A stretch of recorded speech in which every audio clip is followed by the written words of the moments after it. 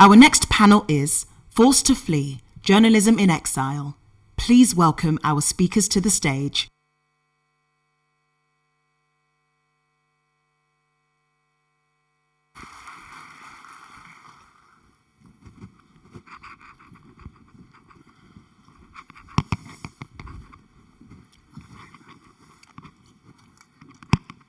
Hello and welcome. Among the many global challenges to freedom of expression, many of which we have already heard about in earlier panels today, is of course the increasing need for journalists to flee from their homes.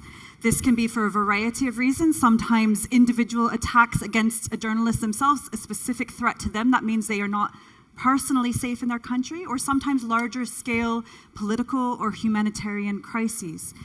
Each of these situations can be quite specific and have its own needs, but there's also trends that we see in common across many situations of exiled journalists and media. So today we have a brilliant panel who will share their experience choosing to leave their own countries, and as well a global perspective on the situation for exiled media.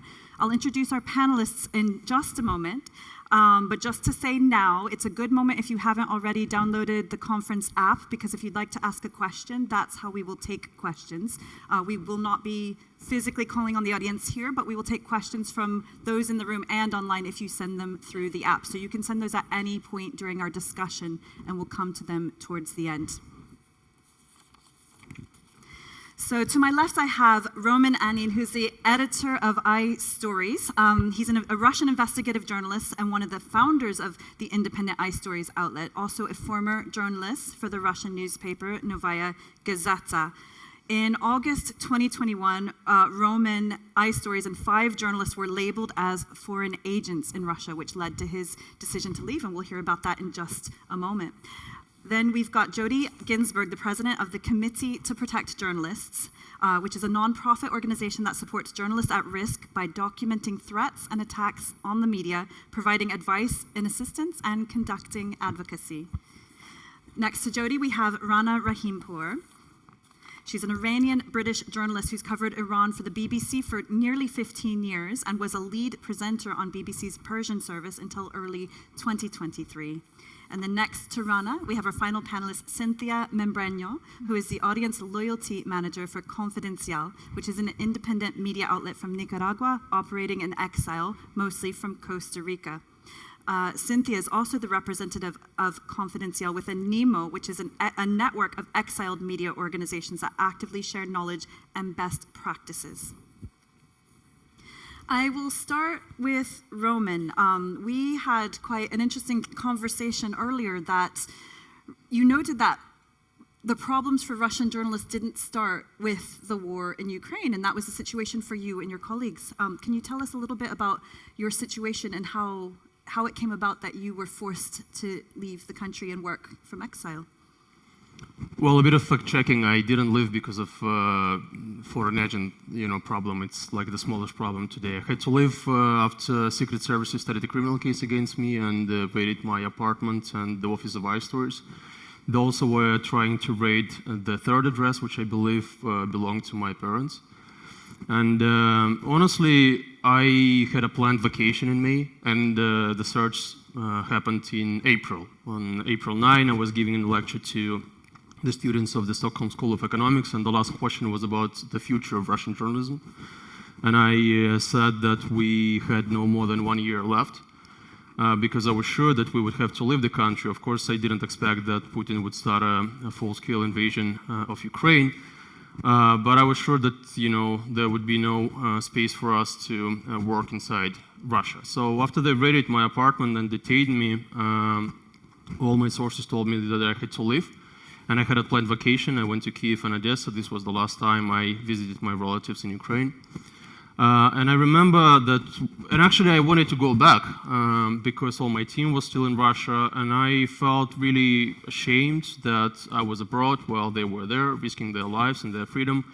And I remember that there were 2 parts of me. The one was telling the other that, you gotta go because, look, your colleagues are there, they're risking And the second one was saying that no, I mean, it's most likely you will end up in prison, and all your colleagues would have to do will be to write stories about you, useless stories, and not about things that are happening in Russia. So I realized that my desire to go back was really selfish. I wanted to prove to myself that I was, kind of brave and so on. And in the end, I listened to the second part of my personality, and I think today was a right decision because I had time to prepare the base for my colleagues. After the start of the full-scale invasion of Ukraine, all of them had long-term visas, all of them, we really were able to employ them quickly because everything was set up during this half a year of me being abroad. What kind of factors did you take into consideration when you made that decision, and was it difficult? It was difficult because, still I'm not the biggest fan of doing journalism in exile. I believe that journalists have to live in the country that they write about. But again, in my case, it was all about efficiency. I was, asking myself, will I be efficient if I'm in prison in Russia? Well, definitely not. Will my colleagues be efficient if they write about me while I'm in prison? Of course not. So I will spoil, the lives of dozens of people without any result. And today, when I look at what my colleagues have done and what iStories have achieved, I realize that, it was the right choice because, look, my incredible colleagues, the majority of them are young women, 25, 28 years old. They've done amazing work, We've published investigations into horrible atrocities by the Russian army in Ukraine, and we've shared all the data with the judges from the International Criminal Court, with Ukrainian prosecutors, and our stories will be used in official investigations, including the one against Vladimir Putin on the unlawful deportation of Ukrainian children. Simultaneously, we've published stories about how Russia imports components to produce arms, and we know that these stories, they lead to sanctions and to criminal cases both in Europe and in the US. And the last but not least, we published stories that I call with indirect impact. These are stories about the truths of the war that people in Russia can't see on the official state TV channels, and we publish them mainly on our YouTube channel, and they're very popular. The last months our stories were viewed by more than 10 million people on YouTube, and these are mainly people from the Russian regions. And I'll give you a very brief and very short example why these stories are so important. Last year we published a story about a soldier who had confessed to us to committing a horrible war crime in Ukraine. He killed a civilian. And he was so stressed out that he told us, on camera that he did it. That was probably the first confession by the Russian soldier. And a year later, we published a story about Russian officers who left the army and ran away from the country. And the very first guy we called, we asked him why he made this decision. And he told us that when he came back from the front line, the very first video that he saw was the one where the Russian soldier had confessed about committing the war crime. So one video left to the decision of a Russian soldier to leave the army and not to continue this criminal war. So that is why, I believe that it's better to be sometimes in exile, but being able to continue to do some work which has some direct results. Well, and clearly you found ways to make it work, and you've remained really active. But what are some of the barriers you found in trying to run a news organization from outside of the country that you're covering? Well, there are millions of them. I don't know. Well, first of all, I said that we don't treat foreign agencies as a big problem right now because we are also an undesirable media outlet, which is an official status in Russia. So we are officially undesirable, which means that by just admitting the fact that I work for iStories, I commit a crime and can be sentenced to 6 years of prison. All my colleagues can be sentenced to 4 years of prison. But what is the worst is that all our readers and viewers can also be sentenced to 4 years of prison for so-called cooperation with an undesirable media. So if you like our story, that's already a cooperation. If you comment our video, it's already a cooperation. So this is one of the obstacles. Another problem is, of course, psychological. I've mentioned that the majority of my team are young reporters, young women, and we have a couple of cases in our newsroom when they don't talk to their parents because their parents believe that they are traitors because they left the country. And imagine these 25 years old people. I mean, I really admire them because I remember myself when I was 25. You know, I wasn't that that brave and that committed to a mission. Because despite all this hatred that they feel from their parents, from the people inside Russia, sometimes even from people in Europe, because when you talk Russian in Europe, you know, sometimes you kind of hear that people are not very happy with that. So despite all these obstacles, they still continue their work because they believe in their mission. But there are so many others, so I'll just probably mention the last one, is that we don't feel any help and support from the big tech companies, and this is probably something practical, something that you can somehow try to push them, because what these guys do, you know, they kind of pessimize our videos, our news, because it's all cruel content. Well, of course, I mean, the war is cruel, but simultaneously they help Russian propaganda a lot. I mean, if you look at the top stories that are recommended by Google to Russian audience, top 10 will be propaganda. There will be no single source of independent media outlet in the list of recommendations. The same, you know, I can talk a lot about it, but I don't want to steal time from my amazing colleagues. Oh, sure, and I'll bring in some of the others in just a moment, but just following along that line, that's sort of forms of informal censorship in a way, but have you faced direct censorship, and how have you worked around that to ensure that a Russian audience is able to access your information despite efforts of the authorities sometimes to cut off the population from independent information? Well, of course, we don't have direct censorship because I'm the founder and editor-in-chief of the media outlet, so I would have to censor myself, which I hate to do, right? Well, of course, our website is blocked in Russia, but we had an amazing developer, and he created a really cool approach to how to bypass the censorship. So what we do, instead of sharing the links to our stories, we share HTML, we share links to HTML files that are hosted on Google, which means that in order to block us or block our stories, Russian authorities would have to block Google, which they, for some reasons, haven't done yet. So that's one thing that we do. The second thing, you know, we had to be creative. So on this stage, the only two media platforms that are available in Russia, YouTube and Telegram. I've never been a TV reporter, but I realized that, well, this is where, you know, the biggest audience, so we have to do more videos. And we started publishing videos, and they're very popular. I mean, you know, we had one video on our YouTube, which was really important. We published it last year, so it was viewed by 9 million people. And 90% of these people are people from the Russian regions. So the story that I've mentioned with the confession of the Russian soldier, it was viewed by almost 3 million people, I think 2.8. So we had to be creative, right? So it doesn't matter that you come from a newspaper. If today YouTube is the only platform that is available, you gotta become a video reporter. That's, you know, what all of us did, and I think that the key to this success is that my colleagues are really cool professionals. The majority of my team are not only journalists, they are coders. I code myself, they code. You know, we know how to cut videos, we know how to edit videos, we know we had to learn all these new professions and new skills in order to still reach the audience in Russia. Thank you, Roman.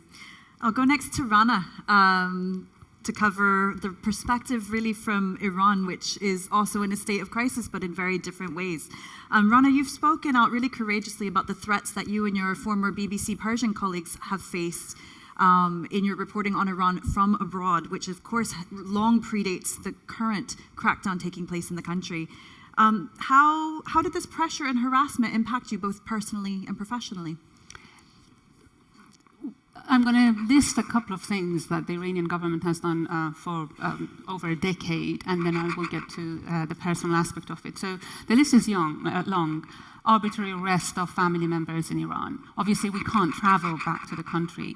Interrogation of family members, travel bans, threatening to cut people's pensions, threatening to close their businesses as a result of being related to BBC Persian journalists.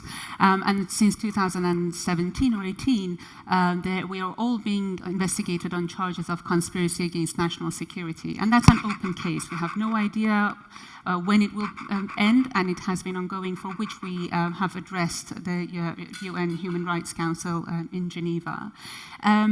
But in my case, in 2013, my parents were interrogated and their passports were confiscated. And then the pressure continued, and it reached a peak last year when Mahsa Amini was killed in the custody of the so-called morality police. And the regime was very worried about what was going on inside the country and the coverage of those protests.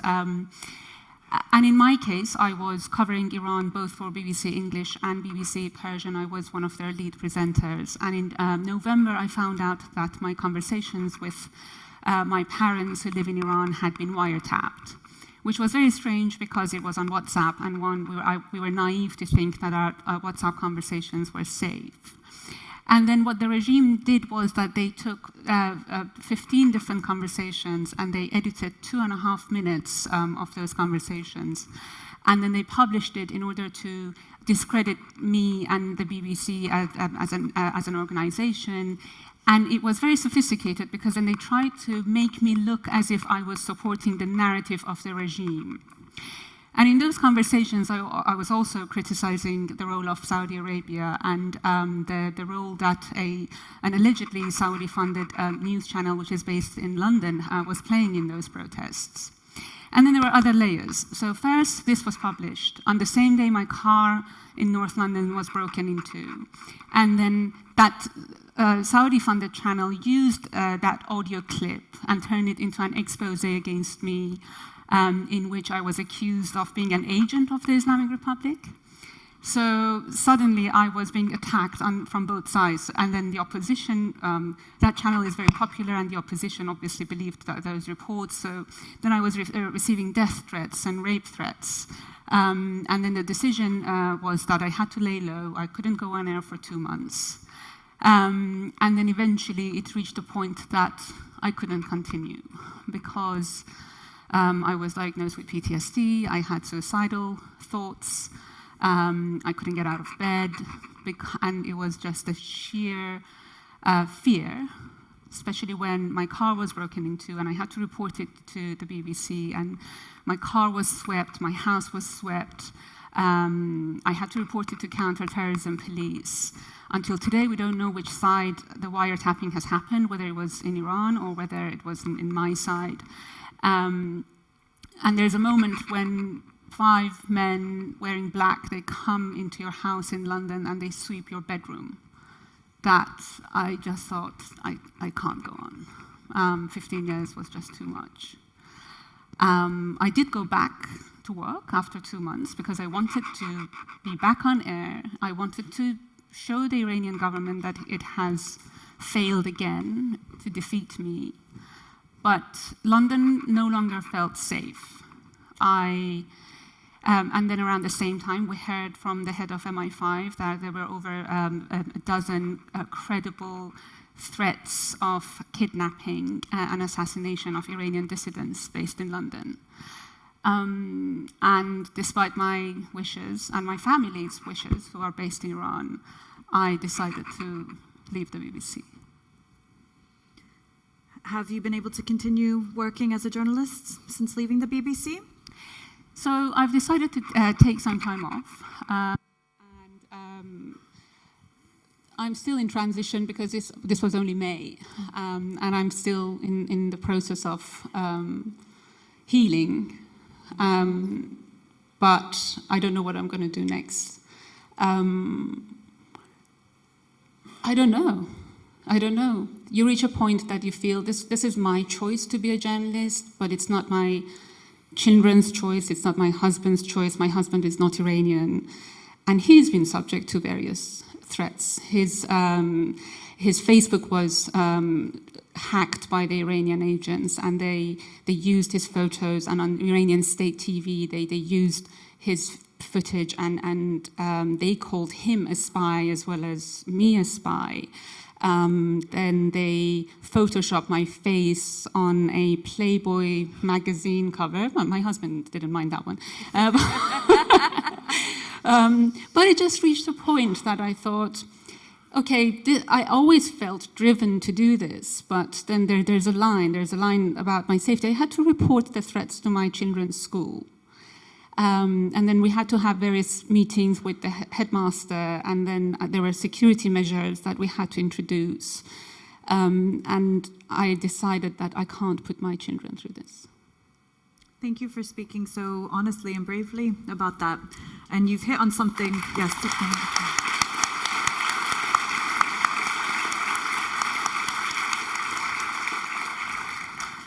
You've hit on something that I know all of our panelists have views on that I'd like to come back to a little bit later, which is the choice whether to continue to work as a journalist in situations of exile, and also whether there are barriers to this and if there's enough support to enable journalists to continue working if they so choose. So we'll come back to that in a moment, but before I bring in Cinthia, I just wanted to ask you as well, you've mentioned the impact to a certain extent on family and loved ones in Iran.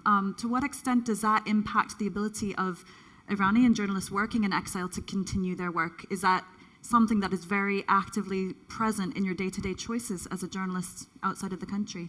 100%. As a result of that charges of conspiracy against national security, the Iranian regime put an asset freeze on all of us, over 150 people who worked for BBC Persian service. That put a lot of pressure on people, because if they had inherited anything inside the country, then they were not able to sell, and then that had consequences for other relatives. So as a result, a lot of people had to leave. They decided just to give up working as journalists so they could actually stop putting pressure on the rest of their family. But then there's this ongoing fear in the back of your mind, because recently I found out that one of my colleagues' brothers had been arrested and he was beaten up in prison, and my colleague said that it's one thing to be a journalist, it's another thing to constantly think that every sentence you say might be another punch in your brother's face.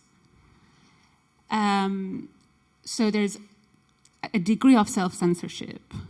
Many of my colleagues work on under pseudonyms. They don't appear in front of the camera because they're worried about their relatives.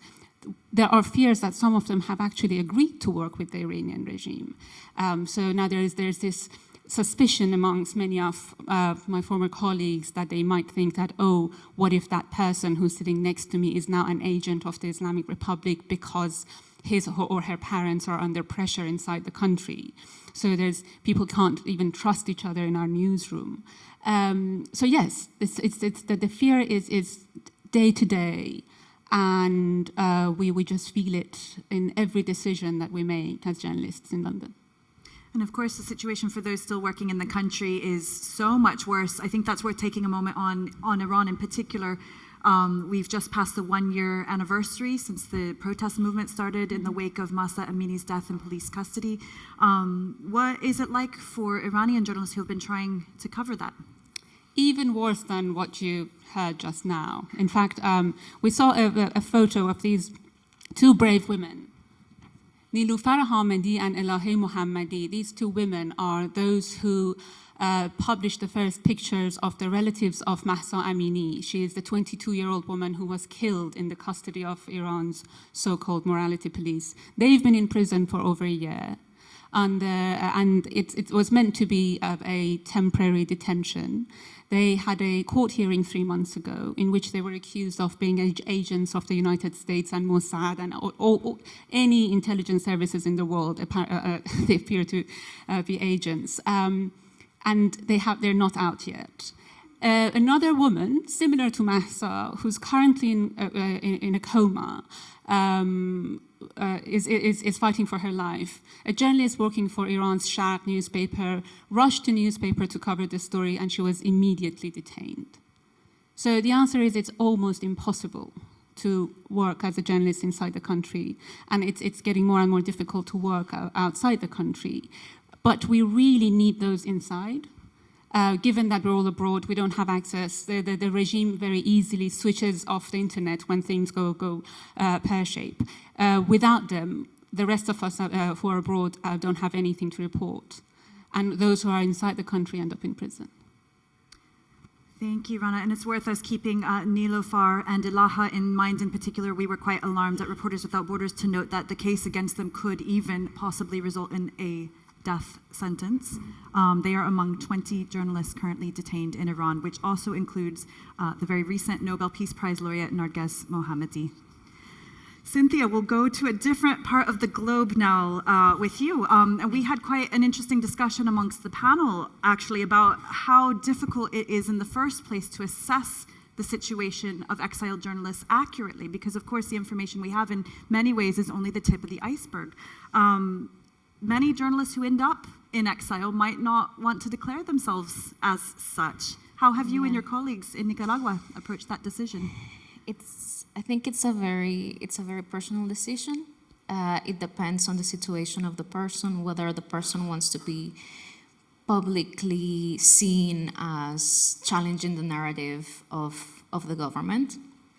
And others are very worried about what it means to be on a list of exiled journalists, because once you are in a list, it means that you're known. It means that your family can be targeted. It means that there can be a legal case against you. It can mean that you cannot re-enter the country, especially if you have family that is ill.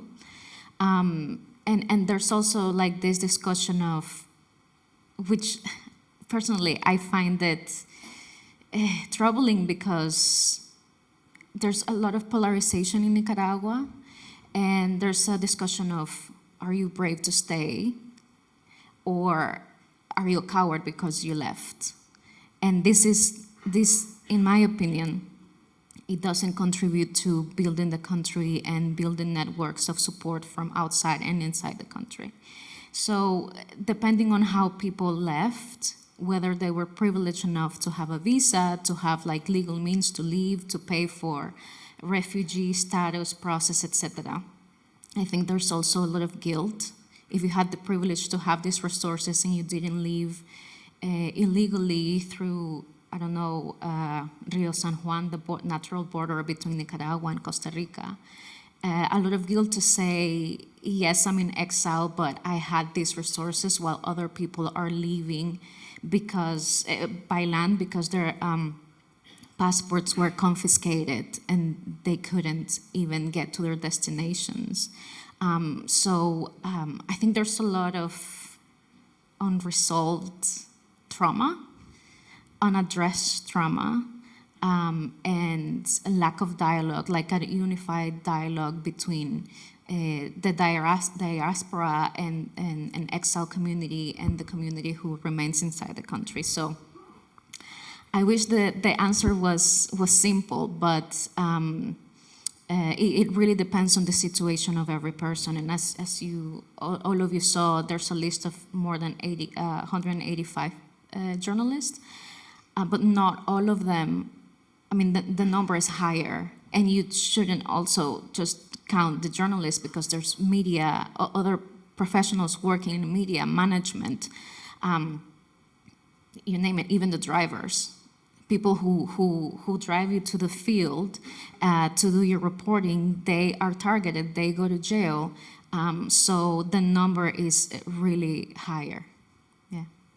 Well, and you've mentioned the trauma. Of course, I think in every situation of somebody who's made that difficult decision to go into exile, mental health concerns can be a serious factor. Have you found in your work and with your network that there is sufficient support for mental health of exiled journalists? I think at least in Confidential there is. We had a program to promote mental health, so we got therapy and we got other activities to to address the situation that we were in, because when you go into exile, you are really thinking about just going from place A to B and then doing your job. And then there's a point where you have to think of, what is happening to me? Why am I having these episodes in which you feel like everything is so bigger than you, because not only you have to leave the country, you have to resettle, you have to go through immigration process, you have to learn a language, you have to, it's just so much. And in Confidential, we have been lucky enough, but I would say that especially talking about my region in Latin America, there is a lack of awareness of how mental health can actually guarantee that journalists have the tools to not say, I need to stop reporting because I cannot even read another negative article about Nicaragua because everything is so negative. It's punch after punch after punch. How can you even deal with that when you don't have the psychological tools for that while your family is still in Nicaragua or dealing with any other problem that they have? And of course, there's also some prejudice about psychological help. I have to say, especially among men, who refuse to go to therapy because they think, yeah, therapy is not for me, therapy is not going to help, etc. But I think there's a growing conversation about it because journalists realize that they cannot do it all. We're not heroes. We're humans, and we're trying to thrive in a very hostile situation in which it seems that everything is against you, but eventually we have found a way to thrive. And we count on the support of the audiences and the international community, although, of course, there could be more done. But yeah, it's an adventure, and it's a traumatizing experience as well. Yeah. And if one overcomes these sometimes internal barriers to recognizing that we might need help, do you think that there's sufficient access to counseling and to the right types of experts? And is there enough funding, maybe from international organizations, for journalists to be able to draw on? Going back to the lack of awareness, I don't think both in institutional, like in the media outlets, but also the international organizations' awareness of how important that could be, and also how just going to another country, everything becomes more expensive. Therapy is already expensive in Nicaragua, and you go to Costa Rica, you go to the United States, and then you have to pay for therapy, which is, cheapest, 30 euros an hour for a person who is trying to get a job, who's trying to get legal documents, etc. How is that even, sustainable for a person who's trying to rebuild their lives abroad? So I think definitely there could be more done, not just the awareness, the funds, but also,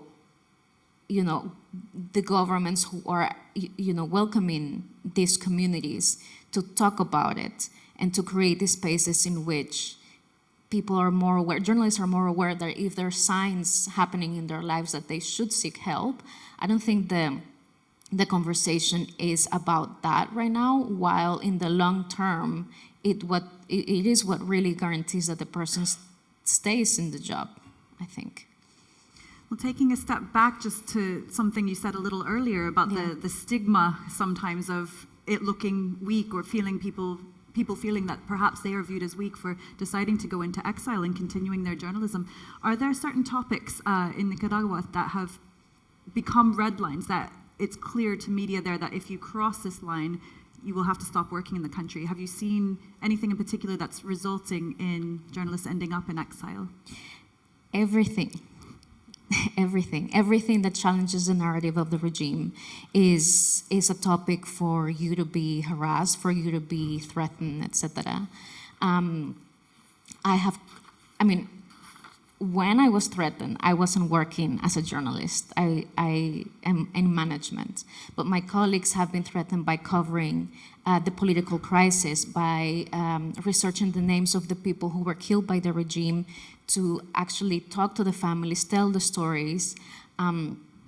They have been threatened because they work in Confidencial, because they work in La Prensa, another independent media outlet, because they're covering the presidential elections, because they're covering the expulsion, I think it's the word, yes, thank you, of priests, of nuns, of anything that smells, looks, talks, seems like opposition is just a reason to be threatened. Even and more recently, if you're a fixer for an international journalist who has the ability, which is really rare, to enter the country to report on Nicaragua, you're going to be a target.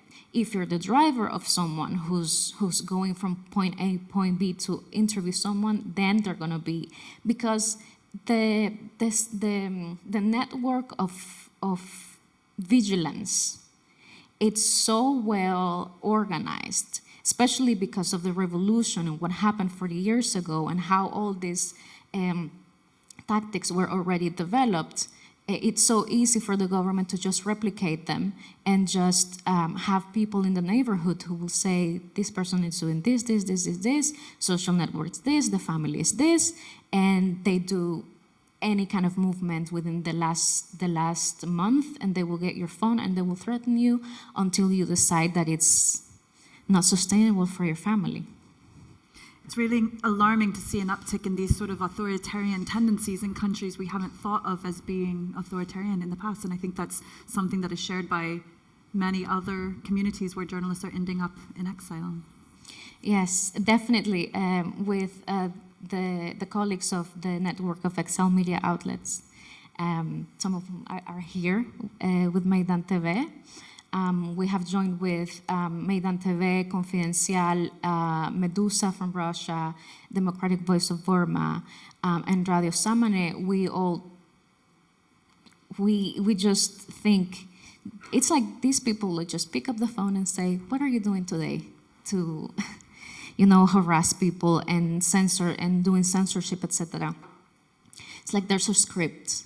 And it is very scary to think that if you see the example of Russia, Belarus, and other countries that are going through the same, you think you already know what the next phase is going to be, and citizens are really feel really powerless, because at least in Nicaragua, people really believe in democracy. People don't want a war anymore. It has been a very traumatizing experience for everybody. So people went to the streets. We had over 1 million people in the streets. And you see, and I'm 35, as a 35-year-old person, a police killing kids. How do you come back from that? How can you believe that you're safe when nobody's safe? And you see it in other countries. You see it in Iran, you see it in Russia. All that we can do is to try to help each other. This is what we're doing with the network of exile media outlets, to at least learn from each other, to share experiences, to not feel like we're trying to invent the wheel because we're going into exile, just to try to develop tools to feel stronger, because it is so devastating to see that the situation is only getting worse, but we're here doing our job. We try to do our best and keep fighting against the regimes. Thank you so much, Cinthia.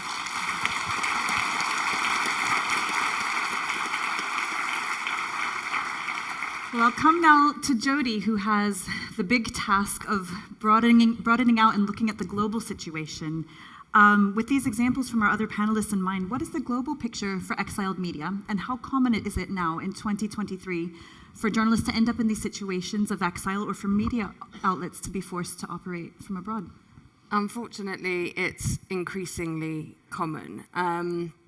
I think quite often we think about exile media in relation to sort of big headline crises, right? So Myanmar, Afghanistan, Ukraine. But the fact of the matter is that everywhere, because we're seeing a decline in democracy globally, when that happens, often the first people to be targeted are journalists. So we're seeing an increase in journalists seeking to go into exile in many, many countries. We're seeing it obviously in Nicaragua, but also journalists elsewhere in Latin America, places like Guatemala, now considering having to go into exile because of the things that we heard earlier, of the kinds of legal threats against journalists. We're seeing it in Africa. Earlier this year, journalist Martina Zogo was tortured and killed, and other journalists there were told in no uncertain terms that they would be next, so they're having to go into exile. We've seen a 227% increase at CPJ in the last 3 years in demands for exile support. And as we look across the globe, it is likely that prolonged, complex crises, like the one sadly we're currently seeing unfolding in Israel and Gaza, are likely to proliferate. And that puts huge pressure on the journalist community, who will be looking for places where they can operate safely. And one of the challenges is getting people to that place of safety. So even if you have organizations like CPJ, like RSF, who are able to support people into exile, you need governments willing to take them. And unfortunately, we just simply don't see enough governments offering that alternative. We saw some of it in relation to Russia and Ukraine, where governments like Latvia and Estonia and others were willing to open their doors, but we're simply not seeing enough of that. So you may be able to financially pay for journalists to get into exile, but you need a government to offer them a visa. And one of the problems is, as we've heard, the way that authoritarian governments work is the first thing they will do is they will accuse their journalists of being a criminal. So that journalist will then have a criminal record, which means that then you go to the UK or the US and you say, I'd like a visa, please. And they say, well, no, you're a criminal, no visa. And these people do not have time. That's the other thing. Often visas may take months. We, like many organizations, run an awards scheme, and I know there were issues with some of the visas for coming here. Visas often take a long time. If somebody's threatening you with death or imminent life imprisonment, you don't have 6 months to go through a very nice interview process. So not only do we have the problem where the system says no because you're a criminal, we have a problem that system takes a long time. It's incredibly protracted, difficult for people to do that. And then we have the problem on the other side. So you get, if you're lucky, to the place where you hope to be safe, if you can be safe. And we've heard already from Rana about how governments continue to pursue journalists outside their own country, and that's an increasing problem. Journalists are subject to surveillance. We know that potentially journalists have been even poisoned in other countries by the likes of Russia. So they continue to be targeted and potentially unsafe. But then they struggle to work as journalists. And so the other thing we see is a lack of an enabling environment that allows journalists to work. Quite often, you might get a journalist into a country on some kind of emergency visa, but they won't have a work permit. And a lot of the journalists that we work with say that only plays into the narrative of the government that has essentially forced them into exile, because then the government can effectively say, well, look at this person. You know, they can't even work as a journalist anymore. It adds to the sort of smear campaign against that journalist. They have to do something else. So finding ways that the governments can ensure that there's enabling an environment for those journalists to work is really, really key. And unfortunately, again, it's not something we see with frequency or with consistency. So governments might do it for a particular country, like Ukraine, like Russia, but not do the same thing, for example, for Afghan journalists. And it means, essentially, as we've already heard, that what happens is you not only no longer have journalism within the country, but then you don't have the journalism outside the country, which in many cases becomes one of the only ways to get information back in. No journalist wants to go into exile. People go into exile in the most extreme circumstances, and most of those people still want to continue to do their job.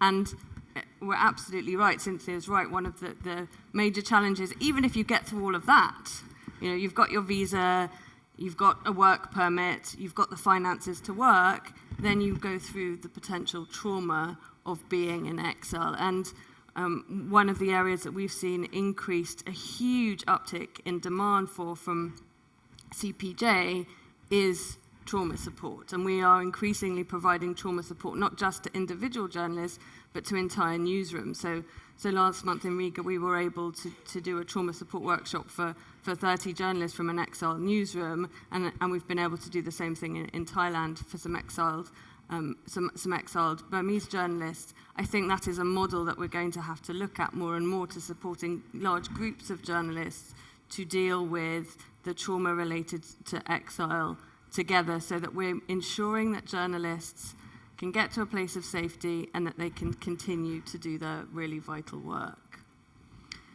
In your view and in your current experience at CPJ, what do you think the most urgent situations are at the moment that are resulting in journalists fleeing? And are there any safe havens? It depends on the region.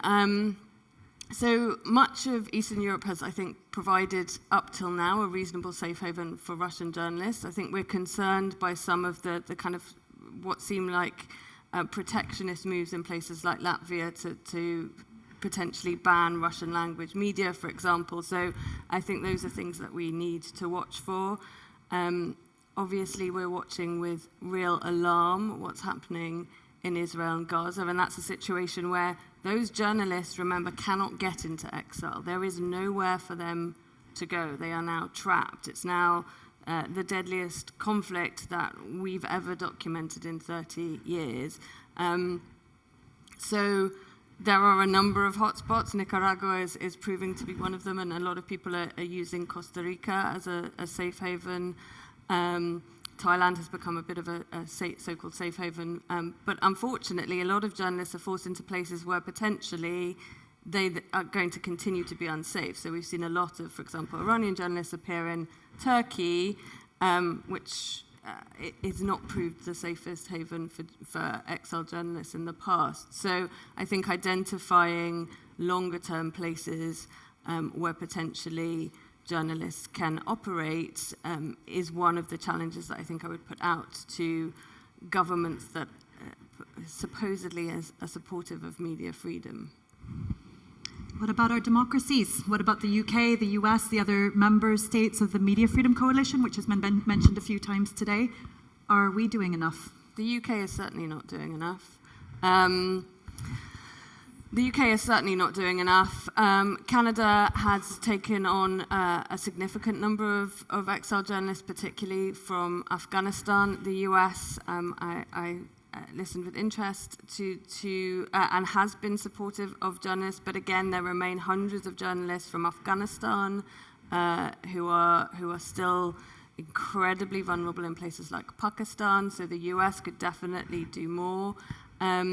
We're not talking millions of journalists. We're not talking millions of journalists. Actually, the numbers going into exile is not a huge number. It's generally in the hundreds every year, not the millions. And so if each of those countries stepped up to take just 50 each, we would be getting somewhere. But at the moment, the systems are too slow, too cumbersome, too expensive, and fail to recognize, I think, the really important role that journalists play in upholding democracy, but also, crucially, how much they are at risk when democracy turns, because they tend to be the first ones who are exposing that.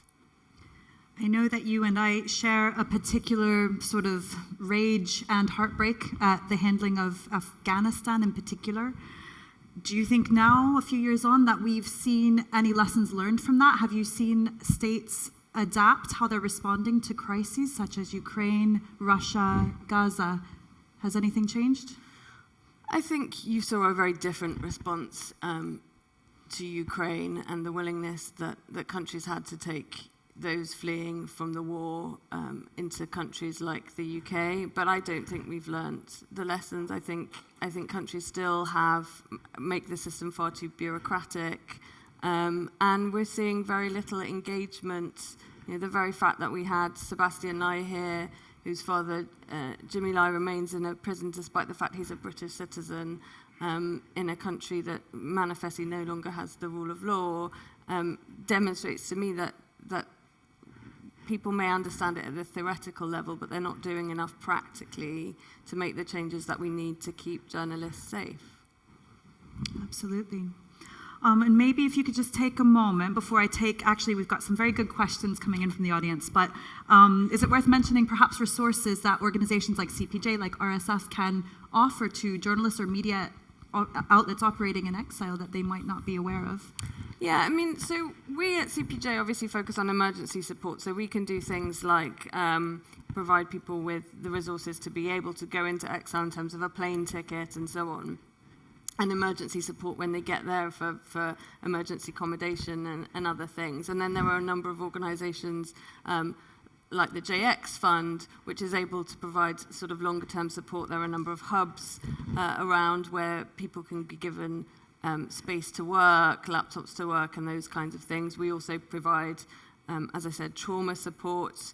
There are a number of organizations out there doing that, Freedom House also. I think we can all do a better job making sure that information gets out there. I think when people move at high speed, you're not thinking, you don't necessarily kind of Googling all these different things because you're just focused on getting out. And so I think it's incumbent upon us to do a better job reaching out to exile communities so that when somebody does end up in a country, they're ready and they know what the resources are. And I think we can do a better job of actually getting that information out there. But there are resources available.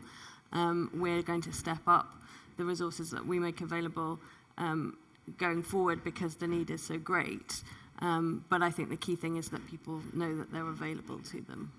Thanks, Jodie, and thank you for mentioning the JX Fund in particular. RSF was proud to be involved in the launch of that along with partners in April 2022, and so far it's helped around 1,600 journalists, including 500 freelancers among them, from Russia, Belarus, and Ukraine. And it seeks to kind of cut through in a non-bureaucratic way to pull together offers of assistance from institutional and private donors, and to pull together existing resources as well to help be more practically usable for media and journalists. So please check that out. There's a website, JX Fund, that you can easily find. I'll take some questions from the floor and use that to kind of come back around to all of our panelists because we've got some good questions. And you've got a little time to still get in one or two if anybody's hesitating on asking a question through the app. Roman, I'll take this one to you first. We've had one question. How can journalists in exile safely maintain their existing networks in their home country so that they can verify information on the ground, find sources, and et cetera? That's a very good question, because when I was in Russia and I was working as a special correspondent of Novaya Gazeta, I was covering organized crime and secret services, and I've had a lot of sources within both communities. And I've lost almost all of them. So, I mean, on this stage, among those dozens, I still talk to, I don't know, very few. And we're all losing our sources because they are getting more and more afraid to talk to us. Simultaneously, I talked a lot about videos, and the big problem about video is that you have to get a picture from Russia, from different regions. And the only way to do it is sending freelancers there. And as I've mentioned, cooperating with us is a crime. So that means that a freelancer has to be not only ready to go to a distant region and tell a story about that will not be liked by Russian authorities, but simultaneously he or she will have to cooperate with an undesirable organization. So that means that, I mean, before sending anyone anywhere, we spent like days talking to them. And the very first thing that I do, I tell these people all the risks. I say that, look, I mean, if they find out that you send us this video, most likely there will be a criminal case, and most likely you will be sentenced to at least 4 years of prison. And these amazing people are still willing to work with us, and you know, they get some amazing information. So the question is how actually. What is the best way to do it? I think that there is no good way to do it. I think that maybe the best way is just to be smart. You gotta take the risks. But what I don't like especially among investigative reporters, is when investigative reporters become, call boys in this bad sense of this word, meaning that they don't think about the risks, they don't think about the results, they don't think about efficiency. They just want to take the risk and show off. So we don't do that. We try to be smart when we risk, but it's difficult. It's tough. Kind of related to that, I would like to take this one too as well, which is a related question of how you stay connected with audiences back home. You gotta tell the stories that people are interested in, and the only way to do it is actually go and talk to people. If you look at our YouTube channel, mainly this will be people from distant Russian regions, and we see that it resonates with the rest of the audience because these videos are being watched by people all over the country. So it's all, we talk a lot about these days about AI and other technological fancy things, but actually still journalism is about going to people and talking to them. Thank you. I've got a specific question related to Rana's contribution, but others, please feel free to jump in if you have thoughts on this as well. This audience member is keen to understand better not only the gender dimension of the threats to journalists in exile, but also how race, ethnicity, sexual and gender identity, and other characteristics or identities can impact your experience in exile. I'm going to keep it short because I think we're running out of time.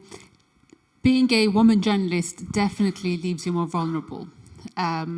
Especially when you are covering a country like Iran, when there is, there are gender issues around every matter. Being a woman journalist means that they find various ways of attacking you. For example, I was accused on state media that I wasn't married to my husband, and in Iran it's called white marriage, in order to undermine my reporting and in order to show that I was morally corrupt. That would not happen to a male Iranian journalist because moral corruption for men is okay, just women have to be morally pious. So yes, definitely being a woman makes it much more hostile. Male colleagues are definitely under a lot of pressure. They don't receive rape threats. And the gruesome threats in which they can cut you deep when it comes to your children. For example, one of the threats I received was that we will rape you in front of your daughter and then behead you. Those kind of things, I think they're definitely more gendered than anything else. I believe that I know that this says we're over, but I believe we have 10 minutes left because we started late. Can I get a confirmation from the organizers? Is it okay if we take the 10 minutes that the iPad says we have? We've got a lot of good questions, that's why. Okay, if nobody stops us, we're going to take the 10 minutes. No. 5. Okay, 5 minutes. Okay, so that changes things a little bit. We have a couple of questions about the UK in particular. One is, what can we do to strengthen protection of exiled journalists in the UK? And another is a question about, is there a network for exiled journalists in the UK as well?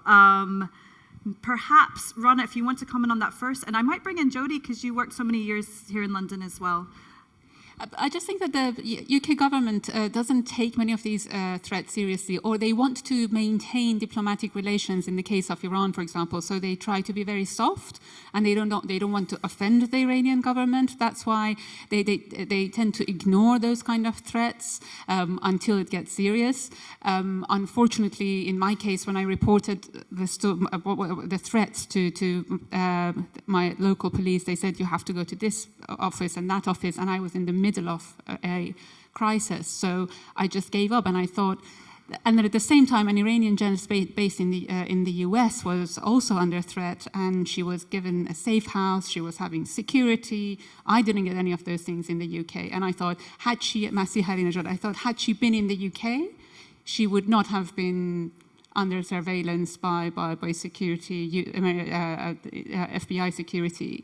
I just feel that we are just too soft here, and we're not taking these threats seriously until one day something might happen.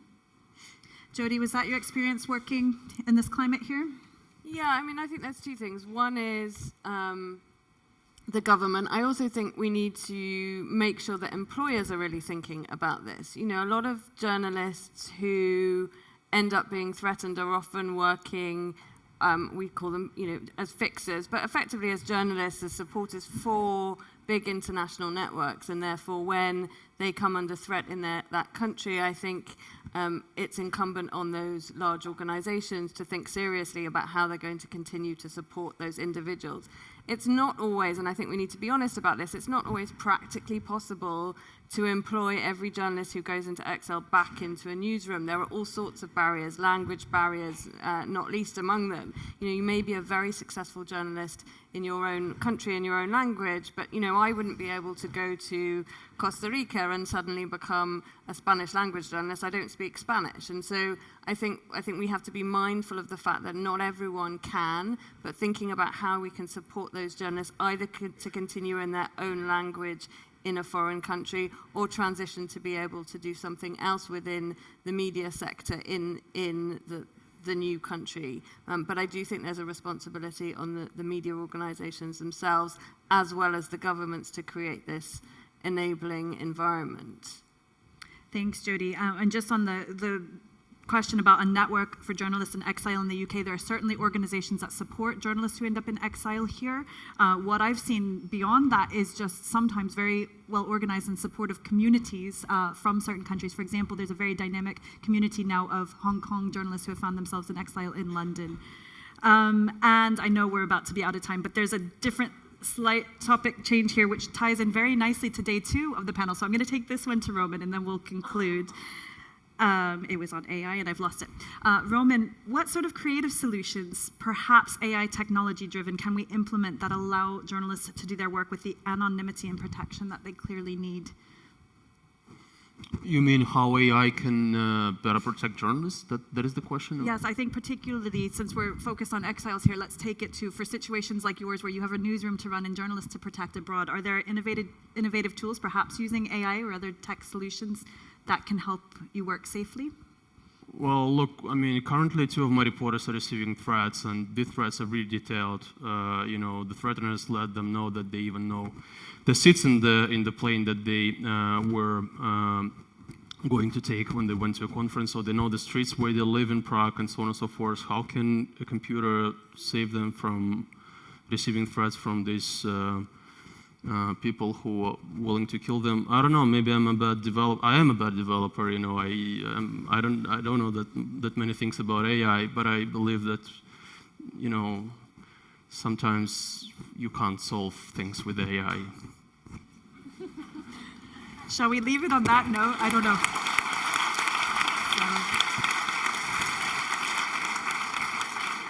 Well, thank you. We have a number of other questions that we won't be able to get to, but many of them were on these themes about visas, about advocacy, about how the international community can best support journalists in these situations. So I hope this is just the start of that conversation. I think most of us would be happy to have these chats on the sidelines. But thank you so much to all of our panelists and to our audience in the room and online for being so engaged in this session.